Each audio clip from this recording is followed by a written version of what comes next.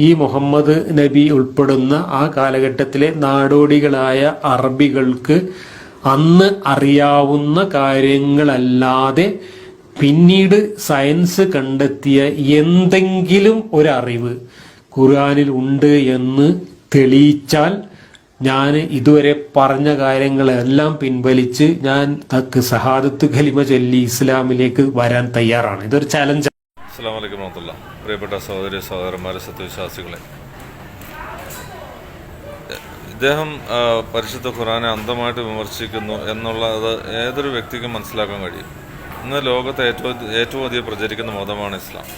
അത് വെസ്റ്റേൺ കൺട്രീസിലാണെങ്കിൽ ഏറ്റവും കൂടുതൽ എഡ്യൂക്കേറ്റഡ് ആൾക്കാർ, അതായത് സയൻറ്റിസ്റ്റ്, സോഫ്റ്റ്വെയർ എഞ്ചിനീയേഴ്സ്, ഡോക്ടേഴ്സ്, അങ്ങനെയുള്ളവരാണ് പരിശുദ്ധ ഖുർആൻ അർത്ഥം പറഞ്ഞ് വായിക്കുകയും അതനുസരിച്ചിട്ട് പരിശുദ്ധ ഖുർആനിൻ്റെ ആ ഒരു ശാസ്ത്രവുമായിട്ടുള്ള ആ ഒരു താരതമ്യ പഠനം അവർ നടത്തുകയും അതിൻ്റെ അടിസ്ഥാനത്തിൽ അവർക്ക് ഇസ്ലാം സത്യമാണെന്നും 1500 വർഷങ്ങൾക്ക് മുന്നേ ഒരു മനുഷ്യന് പറയാൻ പറ്റാത്ത കാര്യങ്ങളാണ് പരിശുദ്ധ ഖുർആനിൽ കൂടെ പറഞ്ഞിരിക്കുന്നതെന്നും ഏതൊരു വ്യക്തിക്ക് മനസ്സിലാക്കാൻ കഴിയും.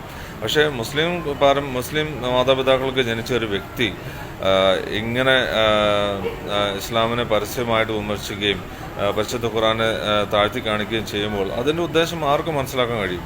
അപ്പോൾ യഥാർത്ഥത്തിൽ മറ്റു സമുദായത്തിൽ മറ്റു മതസ്ഥർ ഇസ്ലാമിനെ ആശ്ലേഷിക്കുമ്പോൾ ഈ പാരമ്പര്യ മുസ്ലിങ്ങളെന്ന് അവകാശപ്പെടുന്ന ഇതുപോലെയുള്ളവർ ഇസ്ലാമിനെ വിമർശിക്കുന്നവർക്ക് ഭൗതികമായ ലക്ഷ്യം വെച്ചുകൊണ്ട് മാത്രമാണ്. അവർക്ക് അല്ലാഹു ഹിദായത്ത് കൊടുക്കട്ടെ എന്ന് ആത്മാർത്ഥമായിട്ട് പ്രാർത്ഥിക്കുന്നു. The statements we're about to show you are from the Holy Quran and is said to be the official, unchanged, pure word of God revealed over 1400 years ago.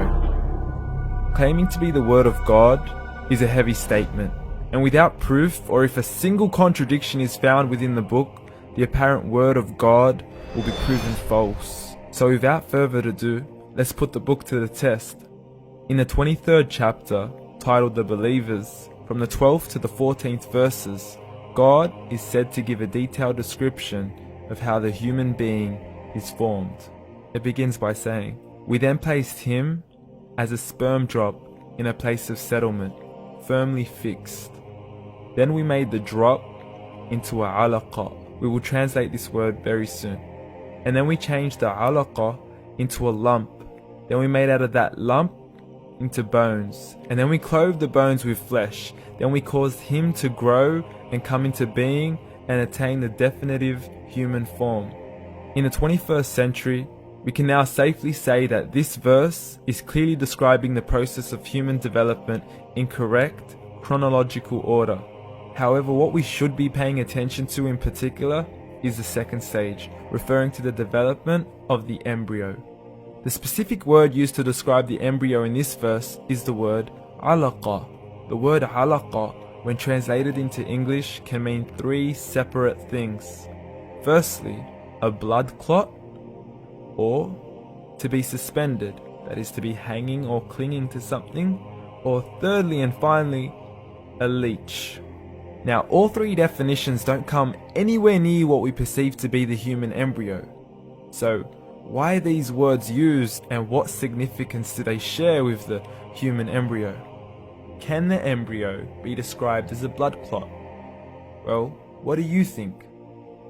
In the 3rd week of embryonic development, a tubular heart joins with the blood vessels to form a primordial cardiovascular system, and by the end of the 3rd week, the blood is circulating and the heart begins to beat on day 21.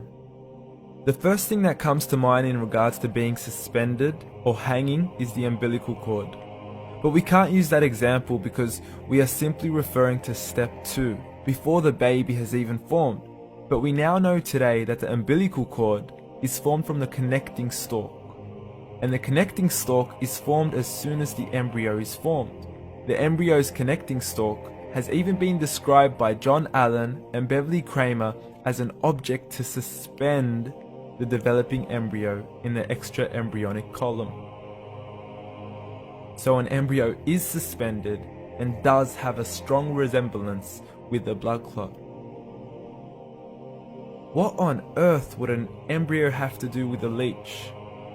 Figure A shows the structure of an embryo at 25 days. Figure B shows a leech. Now please note once again that the embryo in this stage is no greater than the size of a kernel of wheat. This is an X-ray of the embryo at 22 days. This is the internal structure of a leech. It's mind-blowing stuff, but you still haven't seen anything yet.